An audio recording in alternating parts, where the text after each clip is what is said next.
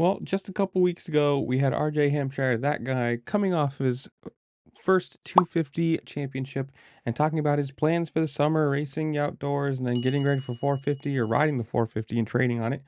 And obviously, if you missed it out before or during press day before Paula, he crashed.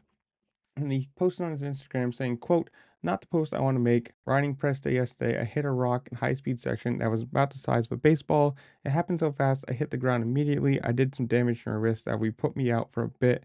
The treatment we got at blah, blah, blah, blah, blah, blah, blah, blah. Surgery went well. We are starting recovery. Thank you to the doctor," and so forth. So if you look at, this is from Racer X saying he's out.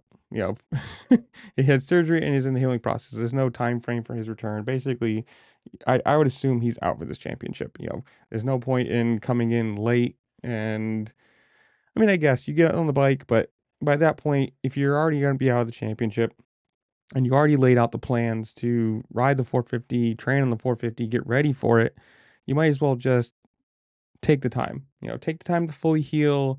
If you're going to do any riding, do it on the 450. Get ready for the 250 West Coast. I think he's going to be whatever the opposite coast is. I don't remember.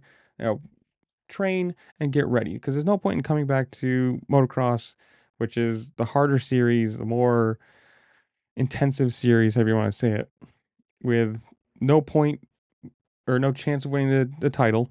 So all you're doing is riding around for some points, I guess, towards SMX, I guess is okay, makes sense, but take the time to train, get the 250 ready for supercross, take some time on the 450, because like you said, he's going to be racing one coast on the 450, or at least planned, race one coast on the 450, and then race the rest of the races on the 450 on the opposite coast when he's not, scheduled to, which is a good plan. But if you're going to do that, just take the time to fully heal, get the bike fully set up, take some time on the 450 early. You might as well just take as much training time as you possibly can.